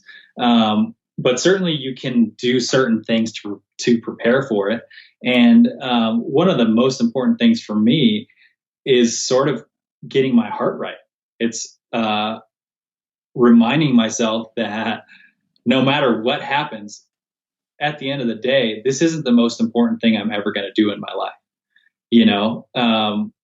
Whether I'm competing in the Olympics or I'm drawing back on the biggest buck I've ever seen, even if I mess that up, in Pyeongchang last year, I crashed on my first 2 runs. My ski came off on both of my first 2 out of 3 runs. And people ask me, how did you manage, after all that adversity, how did you manage to land that 3rd run?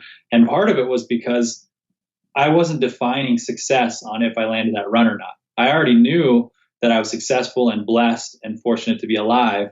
and I was just going to go out there and enjoy it. So that's where my mental fortitude in that moment came from, was just that it's not that I didn't want to land that run, but I knew I wasn't saying, if I don't land this run, it's the worst thing in the world. And I think that that's something that can certainly help people keep their heart rate lower, feel less stressed in the moment, is no matter what opportunity you have in front of you, remember the long game. Even though it seems like it's the only opportunity you're ever going to have, you are going to have another opportunity. So take a deep breath, stay calm, be cool, execute the shot the same way that you always do, and take that pressure off yourself. That's, I mean, like I said, there's no real way to train people to be mentally tough other than putting them through situations over and over and over again. But obviously, not everybody has time to sit down with a mental coach and do that. So I think the visualization thing is huge, as well as just sort of taking stock. One of the other things I was thinking about as you're talking through that, though, is right, there's only so much you can do to train yourself for those moments, going through it, getting your head right and your attitude right about what's really at stake here. But I'm curious if there are any physical, because as I've been studying habits, some of the things that I've been reading about how you establish a good habit is having a cue. The first thing is there's that cue. There's something that triggers the habit. And I wonder if this applies to things like shooting your bow or dropping into the half pipe. Do you have a cue or a trigger that you consistently apply right before that moment to make sure that the next few seconds go as right as they possibly can so you can execute on that game plan? What does that look like for you, the couple moments before you get into it? Yep. I stumbled upon this somewhere along the way. I always have a mantra for the year that I write on my sleeve. And so right before I drop in, whether it's a local competition or it's the first competition of the year or the last competition of the year, I try to remind myself to look down, read the sleeve, and apply whatever's written there to what I'm about to do. The first one I ever came across was embrace the opportunity. And I would just read that to remind myself that what the judges thought of me, what my competitors were doing, what everyone else thought of me, none of that really added to how well I was going to ski in that moment. All I needed to focus on was the fact that I had an opportunity to go do what I felt like I was made to do and enjoy it. So I would look down, remind myself to embrace the opportunity, and then I would go ski. This past one, for Pyeongchang and all of the 2018 season, I wrote, "You cannot fail because it's not your victory." And that for me was a reminder to myself that no amount of success in terms of gold medals or anything else was going to make me any more content or happy. I had already achieved those things and found out that none of those things actually really added to my happiness as much as quality time with my family or seeing my kids go through milestones of their own. So I was just reminding myself, that's right, this is just an opportunity. And even in failure, you can still be a shining example of a human being. So you cannot fail. Literally, you can't fail, because even if you crash, that might be exactly what somebody out there who's watching needed to see. And you can smile about it. And them seeing you crash and then smile about it might be just the ammunition they needed to get over something in their life. So that's where I was going earlier when I fully brain farted, was that in my opinion, in my personal opinion, you really can't fail. All we have is a long list of obstacles and things to overcome. And each one that you overcome, each thing that you survive becomes part of your quiver, And so obviously as a bow hunter, I'm trying to set myself up for as much success as I possibly can. But rather than being bitter or frustrated when something goes wrong, just take stock of what went wrong and add that to your quiver. Say, okay, this happened that time and I reacted this way and that didn't work out. So next time, this is how I would do things differently. And instead of taking a reactive approach to life, you end up starting to take more of a proactive approach to life, because I think a lot of people are reactive, and the easiest way to react to hard times is bitterness, right? If you have something, maybe you got laid off from work, or you were in an accident that was somebody else's fault, or you had something unfair happen to you, the easiest thing to do is be bitter about it, because you're like, this is not fair. We all have this like sense of justice and when things don't go our way, our sense of justice is offended at that. And I've just realized that things aren't always going to be just. Things aren't always going to be fair. So rather than getting caught up in the bitterness of it, I just embrace it. I'm like, okay, this situation may in fact suck. I'm not going to pretend it doesn't suck, but while it's sucking, I'm going to try to learn something from it and use that moving forward. Yeah, man, that there are few things in life that are more, I don't know, more universal than that. I mean, whether it's skiing or hunting or work or family, like there are going to be challenges. There are going to be significant bumps in the road. And I've always tried to take an approach similar to what you just described there. It's like, what if you just look at things from a very practical standpoint, and you have something that just happened, and what possible good can, like, that you can't change what happened. It's water under the bridge. So you can either choose to be negative about it, and you can dwell on it, and you can cry woe is me, and you can get cranky and want to give up and all these things. And maybe that's the thing that your body and your emotions, instinctively want to do, right? That's like the easy thing that feels kind of good in the moment, to be pissed or to get upset. Yeah. But what, in a practical sense of the thing, what does that achieve? Like, if your goal is, if you still have a goal out there, how is that going to help you take the next step towards it? And so I've always tried to really quickly move on from whatever has gone bad. Like, what's next? Like, okay, this thing happened. Understand, like, for whatever reason, it's like a accounting term always stuck with me. It's a sunk cost. Like, it's a thing that happened. That's the reality. How do you move on from that? What's the next thing? There's no point in dwelling on it further. It's so applicable in the hunting world. I mean, so many things go wrong. You screw up a stalk, or you've been in a tree stand for 14 days straight, and you sat there for 12 hours every day, and you froze your butt off, and then you see the buck of your life, and you miss the shot. Yeah. Or even worse, you hit a deer and you can't find it, and you wounded it, and you have to live with that. I mean, there's so many possible low points where you go from the highest to highs to the lowest to lows, and it can just send you into a tailspin. I mean, I feel like this is one of those things that is not discussed enough in the hunting world, like how to deal with those mental challenges throughout, whether it be failing or whether it being something that's thrown in your way. And you've described a couple. You described, crashing in the Olympics, right? You've got this incredible opportunity, and you biff it to the first two runs. Yeah. Or I know just recently you broke your femur, right? And that's got to be just an unbelievably demoralizing, challenging thing that's completely thrown your plans out of whack. That's not just physically damaging, but I'm sure mentally challenging too. What are things that you described a couple here, but I'm curious if there's other things you've done to build up your defenses to deal with this inevitable challenge that's going to come, right? We know something's going to happen. The only thing I can guarantee everybody listening is that you're going to have some kind of thing like this pop up in your life or your next hunting season.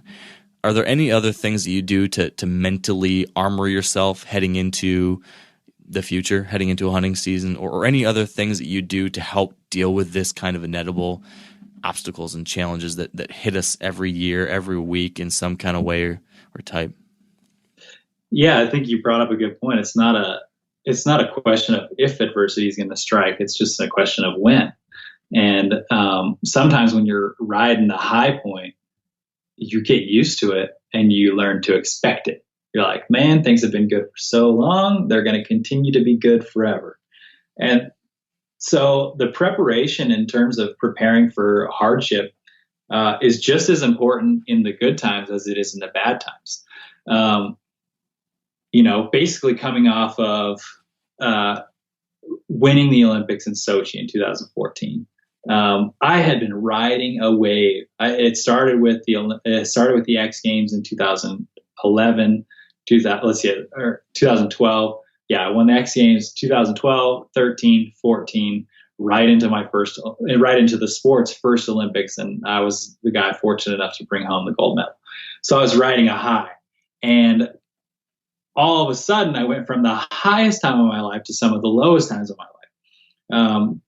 My wife's dad died. My sister lost her leg.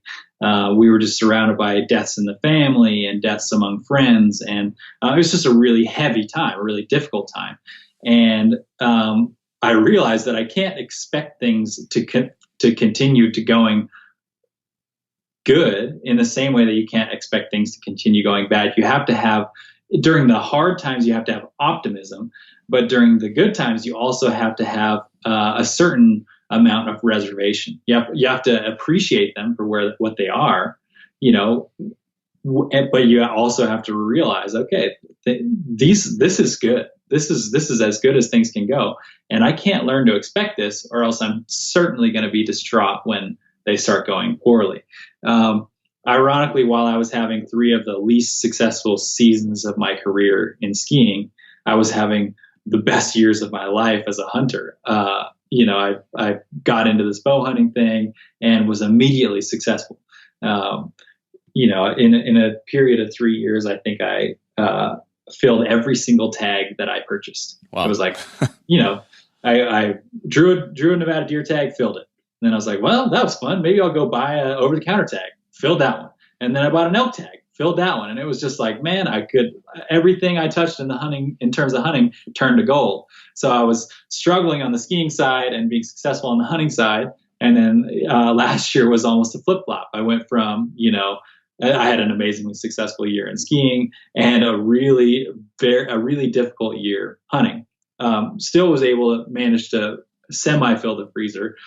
So it wasn't all bad, but it was definitely challenging. So yeah, preparing for those rough times, reminding yourself what is important. I talked about balance earlier, where I think it's really important to have things that balance you and make you that you can be content with outside of the things that you're passionate about. So I got into riding when I had one of my first injuries, my first knee injury. And I realized, okay, if I ever have a career-ending injury, there's something that I can do that still occupies my entire mind and soul that's not skiing. So that takes a little bit of pressure off. So when I have a crash in skiing, or I have a situation like I'm in right now, sitting here with my leg up because I have a broken femur, I have something else to pour who I am into. And I think we were made, I believe we were created to create. Like we were created by God to do things with our life, to make new things or make new paths or be innovators in one way or another. And so having those balancing aspects of your life, I think is a huge tool to weathering those hard times. And like you said, in hunting especially, it's having enough grit to get through the hard times and still make the shot when things turn around is the hardest. It's the hardest aspect of hunting. Like you said, sitting in a tree stand 12 hours a day for 10 days in a row and still making that shot out after sitting there for 11 hours, freezing your ass off, is hard. It's really hard. But if you can find your joy outside of making that shot, I think it will really add to your ability to make that shot. If you're like, okay, I'm here. This is an opportunity. I'm here because I love the art of bow hunting. And if I get an opportunity, I'm sure as hell going to make the most of it. But if I don't get an opportunity, this time was still well spent. This time was still worth it to me. If you can find that place, I think that'll be a huge asset to you moving forward. Like I said, these are all just my opinions. So, take them or leave them. Yeah. And we've covered some really interesting things here. I'm realizing now that I had about 7 hours worth of things I would have liked to talk to you about. And Wow, it's my fault. I've been long-winded on all my answers. no, I'm I have loving a it. tendency to rabbit trail. That's the kind of conversation I like. So we kind of talked about a lot of things on the mental side, being mentally tough, how to visualize, how to move on from failures, how to prepare yourself both physically and mentally, how to balance things, how to develop good habits. A lot of ground's been covered. But you're a person that I think, and I'm assuming that you are surrounded by by virtue simply of what you do professionally and maybe otherwise too, just the types of people that you're interested in surrounding yourself with. I envision that you are with a lot of these elite performers in whatever it might be, whether it be business, sports, whatever. And that might be a tip right there, which is I've always heard that, you are the sum of the 5 people you spend the most time with. I'm curious, maybe that's partially true for you if you try to surround yourself with people that force you to grow and evolve and become a better version of yourself. But put that in the back burner because my main question is, of all these people you're around, what's one more trait or quality or habit or process or anything? What's one more life hack or something that you see consistently across those high achievers, those people that have figured it out, those people that have done the very best they can possibly do in their space? Is there anything that you see consistently or that stands out to you as admirable or important that we should leave this conversation with? Yeah, maybe you always answer questions with a bias. So of course I'm going to answer this question with a bias. But one of the things that I noticed about high performance more than anything else is their ability to be, I don't want to say easygoing because I don't want it to sound like it's like, oh, it's no big deal. This doesn't matter. But one thing I noticed about really effective people is that no matter how hard things get, they react the same way. They are consistent across the board, whether it's things are going exactly right or things are going exactly wrong. They execute their tasks in the same way with the same mentality. And maybe that comes down to habit. Maybe that comes down to programming or ritual or whatever it is. But I've noticed that they don't freak out. And worry or anxiety, I think, has a tendency. First of all, it's natural. It's a natural reaction to difficult circumstances. You're like, man, this is hard. I don't know what's going to happen. And you get uncertain, and then your heart rate goes up, you get stressed out, and all of a sudden your actions are not optimal. They're not as good as they would have been if you had stayed cool, calm, and collect. So that's one thing I noticed about really effective people is that they're really task oriented. So rather than stare at the problem so that arises, they stare at the task that they have to do to combat that problem. So whatever the situation is, whether your business is tanking or you're failing on the stock of a lifetime, rather than saying, "Oh, the stock is falling apart, the deer is blah blah blah," say, "Where am I in this space, and what can I do next?" And just really focusing on the next step, staying in the moment, because it's really easy to live your life. It's easy to live your life either in the future or in the past. And you can spend too much time beating yourself up for your past mistakes, or you can spend too much time dreaming about the future and fantasizing and saying, "Oh man, when I get in on that deer, when this stock goes perfectly and I get in on that deer and I shoot it, that's going to be the biggest buck I've ever shot."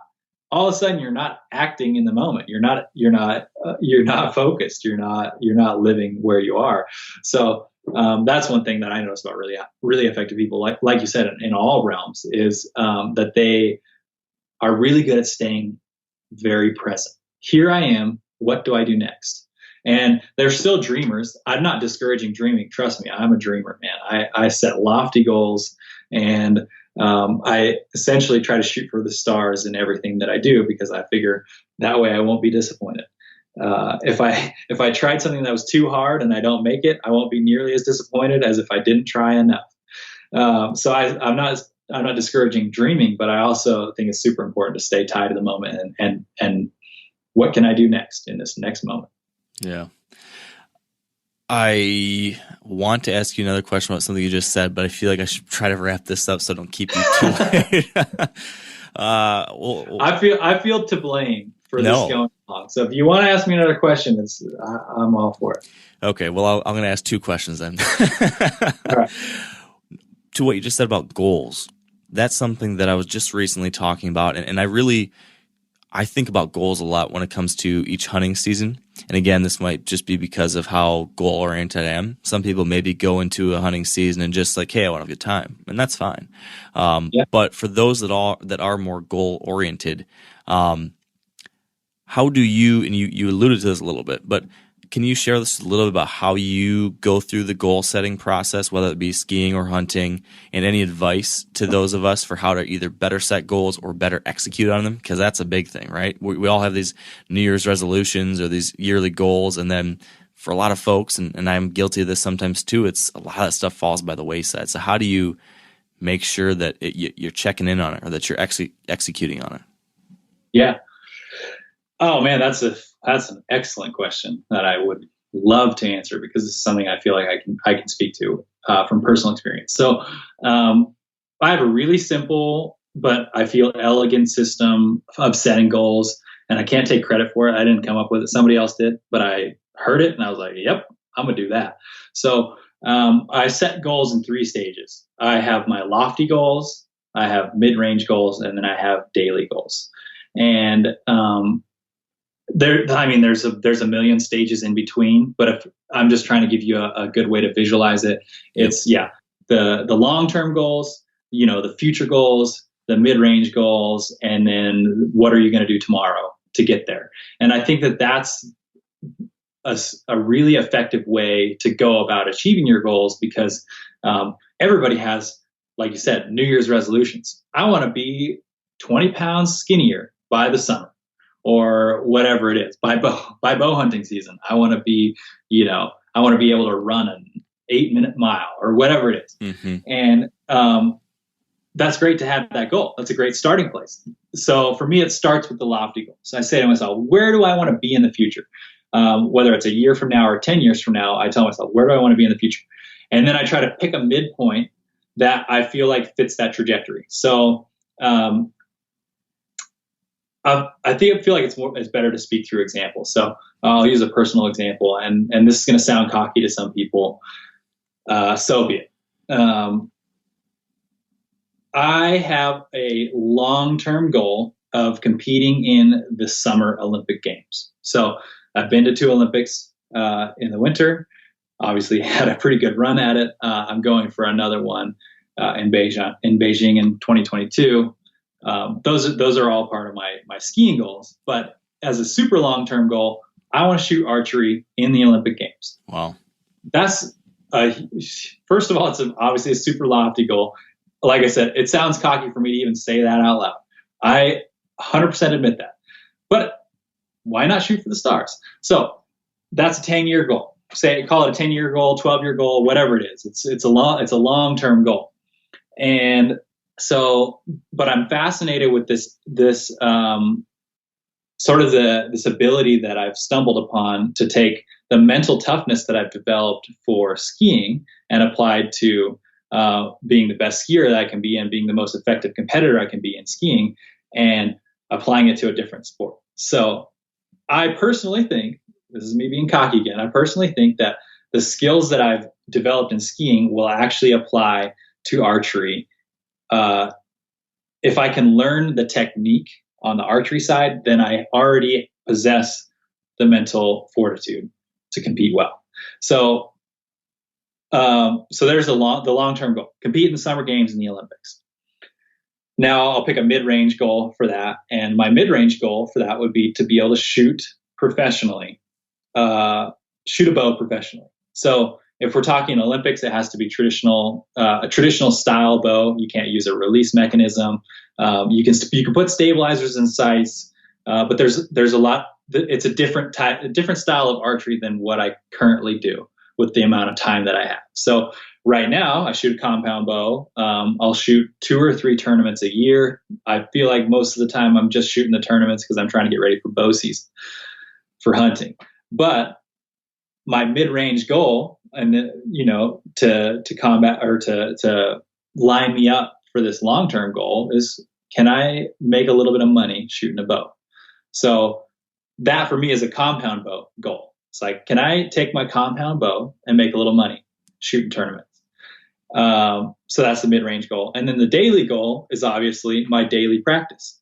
And then it comes down to, and then, like I said, there's a million goals in between. So obviously I know if I want to be a quote unquote professional archer, I have to practice quite a bit. So daily goal is to practice, but surrounding myself with guys who are really good at shooting bows and know a lot more about technique than I do is obviously a really good stepping stone towards those 2 longer, lofty goals. So there's the short-term goals, the mid-range goals, and then the lofty goals. That's if you want to call it a life hack. That's what I've stumbled into for skiing, and so that's to make it relatable to my skiing goals. I will set, like, I'll make say we're talking about the Olympics in 2022.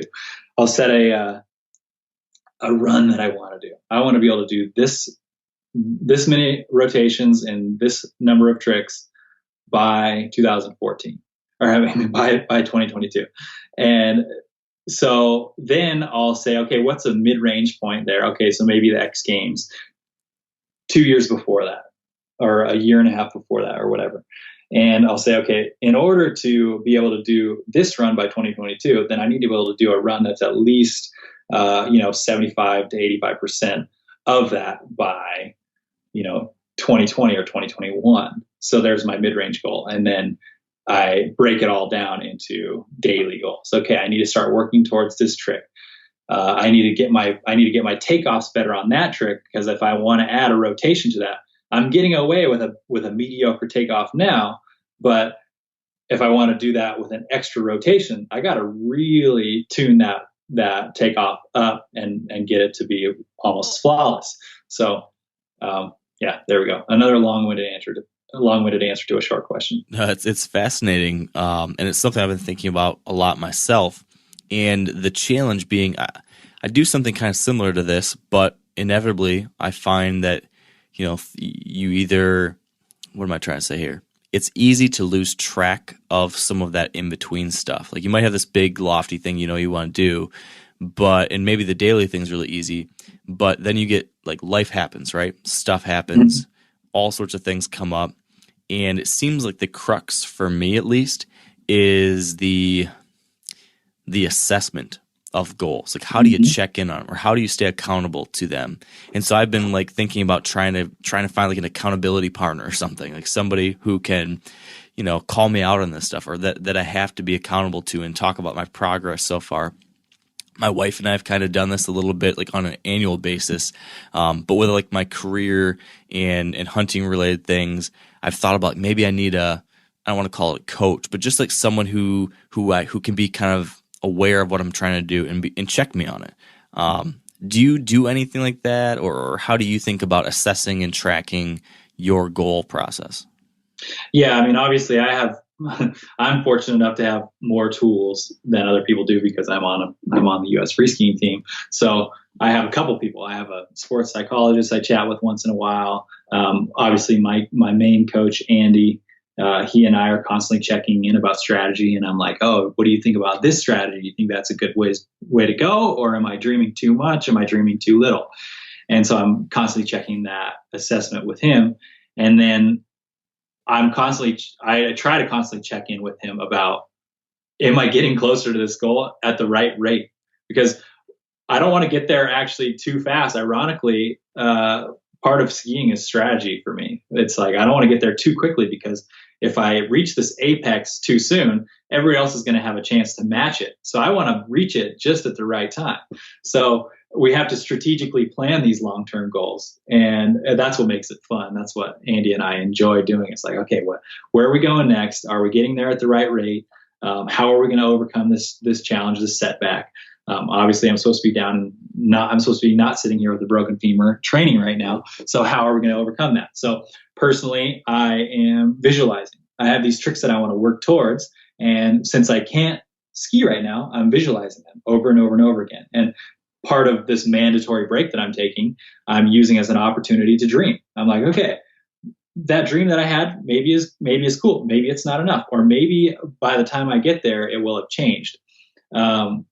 So why not take an opportunity to dream up some new things or some different things, or you just see different runs in my head. And I think that ability to adapt is important too, because I've probably never gotten to a lofty goal in terms of my goal setting structure I just talked about. I've never gotten to a lofty goal in the way that I anticipated getting there. A lot of times I have gotten there, but it was totally different than I expected. So being able to adapt your method while retaining the same goal is important. And I think an accountability partner is super key for that. Finding somebody who understands what you want to do and just checking in with them once in a while is super, super effective. Yeah. I think that I 100% agree with you, and definitely trying to find some ways to incorporate that into my life, both hunting and non-hunting related. I think that would be very beneficial. And if you can't, I'll just throw in too, not everybody's fortunate enough to have a buddy who they can have as an accountability partner. But the reality is we all own some paper. And if you start a goal journal and you write down those goals, lofty goals, mid-range goals, daily goals, you just write them down. All of a sudden you have something to check 2 weeks from now, or a month from now, or a year from now. And you can go back and say, okay, what was my goal a year ago? It maybe has changed and I need to adapt it. But that's another super effective training tool. That's something that I do. That's something I do on top of all the other things I described, is I have a goal setting journal, and I'm constantly just reading my own words. What did I think I wanted to do by this time last year? And I'll oftentimes laugh at what I wanted to do by this time last year. And other times I'll be like, dang, man, I thought I was going to be way further along than I am. How often do you update that, or go in there and create new goals, or write this stuff? Is that like an annual practice, or how often are you going on that dream journal? It depends on the time of year. That's my goal journal and my competition journal are kind of the same for me. So during the ski season, it's weekly. During the off season, it's more probably monthly, but I wouldn't say it's ever less than monthly. Okay. Because it needs to be part of your practice. It needs to be part of your habits for it to be really effective. Yeah, that makes a lot of sense. Well, this has been one of my favorite conversations. Like, I've really enjoyed this. It's got me excited to try to do more of this. This is so interesting to see how different people's ways of excelling in life and other areas can be applied to what we do as hunters. It just fascinates me, and you had so much to share, David. So I'm bummed that I talked so much, because I wanted to hear from you more. I feel like we just scratched the surface. Well, maybe I can convince you to come back for round 2 sometime soon. Yeah, why not, man? Thanks for having me. Yeah. Hey, one last thing. Want to make sure to let folks know about what you've got going on out there and how they can follow along with what you're up to. I have been watching a number of your YouTube videos leading up to this conversation and really enjoying them. Can you give folks just a quick heads up on what you're doing and where they can find it? Yeah, in terms of the best way currently to follow my journey is through YouTube. So I have my Mr. David Wise channel, which is just my lifestyle as a skier and as a family man, a little bit of everything. And then we have a sub channel on there called Wise Off the Grid. And Wise Off the Grid is us embracing, my wife and I both have this dream of being off the grid completely. That means eating game meat, growing our own food, and, doing solar power in as much as we can, while remaining practical and being part of this world we live in. So we're not going to just completely check out and turn our cell phones off and not have the internet, but we do want to work towards this 10-year goal of being off the grid. So Wise Off the Grid is where you can watch all of my hunting endeavors, or our hunting endeavors, I should say, because the only hunt that's up on there right now is actually my wife's hunt. but I have some content that I have been sitting on for a really long time. I've been basically solo filming all of my hunts from about 2015 on, and I was actually going to use that content for another show. That fell through, so now I have all this banger content that I'm excited to share with the world. So you guys can tune into that, and you'll be seeing some of my old hunts, some of my favorite hunts, and moving forward, some of the new hunts. So that's the best way to follow my hunting stuff is through YouTube. My skiing Instagram page is Mr. David Wise. And then we have a Wise Off the Grid, Wise OTG is our Instagram page that goes along with Wise Off the Grid. So those are the easiest ways to follow me. Very cool. Well, like I said, really have enjoyed everything I've seen on there so far and highly recommend everyone check it out. So David, thank you so much. Thanks, man. Let's talk again soon. Yep. And that is the end. Like I just said, this was a very, very fun conversation for me, and it inspired me to maybe see if we can do more episodes like this. I'd be curious to hear what you think. This is definitely not like our average show where we just dive deep with one hunter about how he hunts. This is a lot more high level, but man, I think it can be just as useful, if not more so, than the typical show we have. So let me know what you think by sending me a message or a comment on Instagram or over at the Wired Hunt Facebook page, or hit me up on Twitter. Would love to get your feedback. And with that, I will just leave you with a big thank you for spending your time with me here today. And until next time, stay wired to hunt.